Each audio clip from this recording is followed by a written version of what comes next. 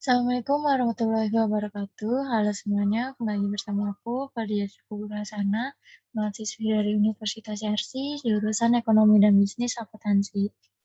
Pada hari ini aku ingin membahas tentang topik ke-6, yaitu laporan keuangan. Di sini ada pengertian dari laporan keuangan. Laporan keuangan adalah laporan secara sistematis atau hasil atau keadaan keuangan serta perusahaan dan merupakan sumber informasi keuangan pada pihak yang membutuhkan, baik pihak intern maupun ekstern. Laporan keuangan memiliki tujuan, yang pertama menyajikan informasi yang menyangkut posisi keuangan, yang kedua untuk memenuhi kebutuhan bersama sebagian besar, terus yang ketiga untuk menyatakan apa yang telah dilakukan manajemen. Laporan keuangan dapat diidentifikasikan secara jelas dari informasi yang diperoleh oleh suatu perusahaan. Prinsip penyusunan laporan keuangan yang pertama relevan dengan bertujuan operasi perusahaan dan kebutuhan pemakai. Terus di sini yang kedua daya banding. Bisa dibandingkan dengan laporan perusahaan periode sebelumnya atau perusahaan lain yang sejenisnya. Jenis-jenis dan bentuk laporan keuangan. Menurut Standar Akuntansi Keuangan atau SAK, laporan keuangan meliputi neraca, perhitungan laba rugi, laporan posisi keuangan, laporan arus kas, dan catatan atas laporan keuangan. Laporan keuangan di Indonesia harus disusun secara aktual, kecuali untuk laporan arus kas. Laporan keuangan dari perusahaan terdiri dari laporan laba rugi, laporan perubahan ekuitas, dan laporan posisi keuangan. Laporan laba rugi. Laporan laba rugi adalah bagian dari laporan keuangan suatu perusahaan yang dihasilkan pada suatu periode akuntansi menyajikan hubungan antara pendapatan atau penghasilan dan beban dari ekuitas. Laba sering digunakan sebagai ukuran kinerja atau sebagai dasar untuk pengukuran lain. Unsur-unsur laporan keuangan yang secara langsung terkait laba adalah pendapatan atau penghasilan dan beban. Selain itu, laporan ini juga fungsinya sebagai alat monitor kemajuan dan kekurangan keuangan perusahaan. Laporan perubahan ekuitas adalah suatu bentuk laporan keuangan yang menyajikan informasi mengenai perubahan yang terjadi pada ekuitas suatu perusahaan untuk satu periode akuntansi tertentu. Adapun faktor-faktor menimbulkan perubahan ekuitas, yang pertama hasil usaha atau laba rugi. Laba akan menambahkan modal, sedangkan rugi akan mengurangi modal. Yang kedua, penanaman modal atau tambah investasi, penerbitan dan penempatan saham baru. Terus yang ketiga ada pengurangan modal, di sini ada pengambilan private, pembagian dividen, penarikan modal atau saham. Terus yang terakhir ada modal akhir, yaitu modal perusahaan pada akhir periode.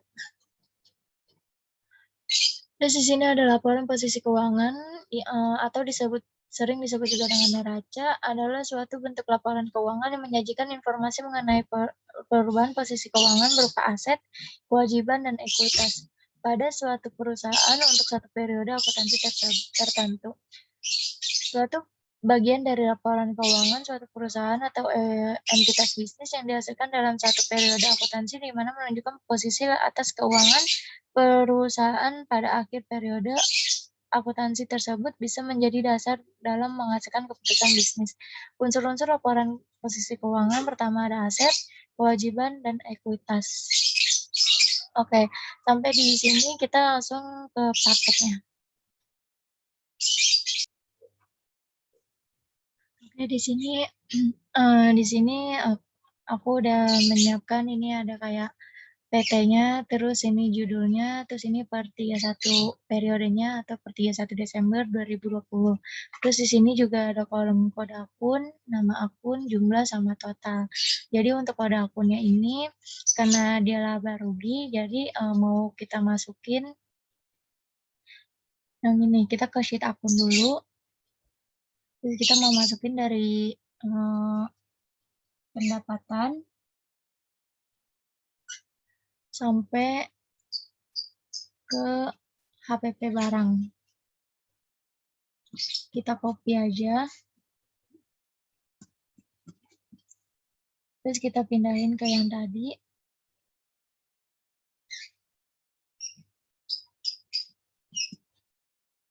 Nah, udah masuk kayak gini. Terus sama kita juga mau masukin yang pendapatan.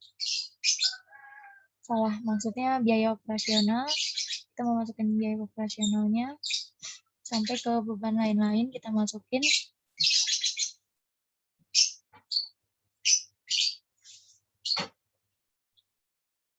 Sini. Nah, jika sudah, sekarang kita masukin untuk nama akunnya. Di sini untuk nama akunnya kita pakai rumus yang VLOOKUP sama dengan VLOOKUP. Terus untuk lookup value-nya itu kita pakai ini A7, terus koma, terus untuk table array-nya itu kita pakai daftar akun, terus koma, terus untuk index number-nya itu kita pakai nomor 2, karena nama akun di daftar akun atau di set akun itu ada di nomor 2, terus koma lagi, terus untuk range lookup-nya kita pakai yang false. Enter. Nah, kalau udah, ini kita ke bawahin aja. Nah, udah, ini kita copy aja, taruh sini. Terus kita ke bawahin sampai sini. Nah, jika sudah, di sini kita masukin dulu jumlah pendapatan. Terus ini di bawahnya jumlah biaya. Terus di sini karena kita mau cari laba dan ruginya, jadi kita tulis laba ruginya. Nah, udah, terus kita langsung ke jumlah ini. Kita mulai dari yang kolom ke-8. Di sini kita masukkan rumus yang SUMIF sama dengan SUMIF. Terus untuk range-nya ini kita langsung ke neraca lajur yang kemarin kita bikin. Langsung header aja ini kolom A-nya. Terus koma. Terus kita ke untuk kriterianya itu ke laba rugi yang A8. Terus koma. Terus kita ke neraca lajur lagi. Terus kita lihat yang laba rugi bagian yang debit. Yang bagian debit kita header, terus udah kayak gini, terus kita tutup kurung, terus di plus, terus masukin rumus lagi SUMIF. Terus range-nya itu yang ini neraca lajur yang A kita header lagi, terus koma,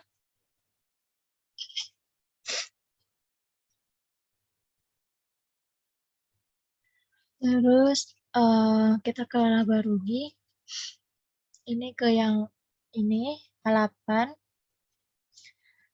koma, terus untuk sum range-nya itu kita ke neraca lajur lagi, yang bagian laporan laba rugi, tapi yang kredit kita header. Terus udah kayak gini, kita enter. Nah, udah, ini kita tinggal ke bawahin aja. Nah, terus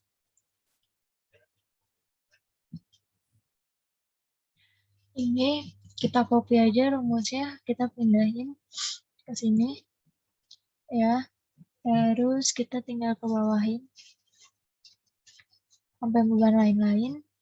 Nah, udah selesai kayak gini. Nah, untuk totalnya kita tinggal masukin rumus yang sama dengan sum. Kita masukin. Nah, udah kayak gini. Terus ini juga sama dengan sum. Terus ini kita masukin. Nah, kayak gini, ini kita rapiin dulu jadi accounting.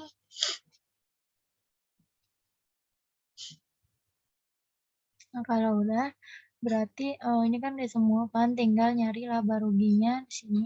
Kita masukin rumus sama dengan, karena laba rugi adalah pendapatan dikurang sama beban. Nah, hasilnya segini kan, 70.500.000 itu kita cek di neraca lajurnya, labanya sama kan, 70.500.000. Nah, kalau udah sama, sekarang kita bikin laporan perubahan ekuitasnya. Di sini ada PT-nya, terus judulnya, terus di sini ada periodenya, yaitu per 31 Desember 2020. Terus kolom-kolomnya ada kode akun, nama akun, jumlah, sama totalnya. Terus di sini untuk kode akunnya kita copy lagi aja di sheet akun. Kita ke sheet akun, terus kita copy yang ekuitas sama modal.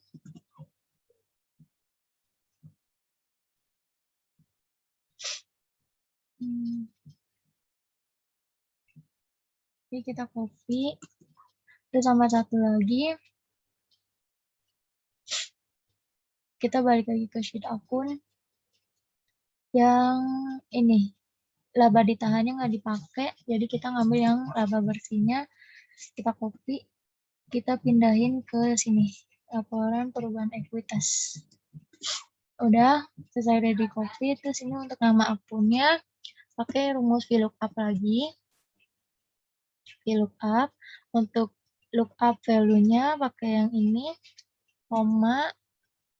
Terus untuk table array-nya kita pakai daftar akun, koma. Terus untuk index number-nya nomor 2 karena nama akun itu ada di nomor kedua, koma, terus tinggal paste, terus enter. Nah, udah kayak gini, kita ini tinggal ke bawahin aja.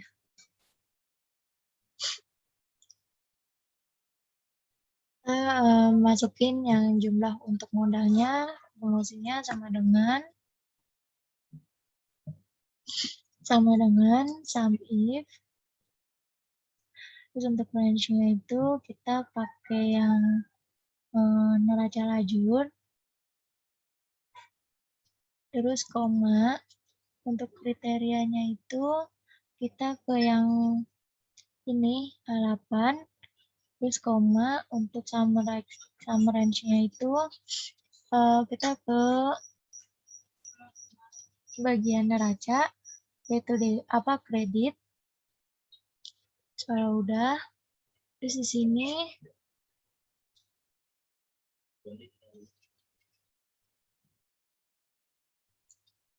dikurang, masukin rumus sum if lagi. Terus untuk range masih sama, kita header yang neraca lajur A.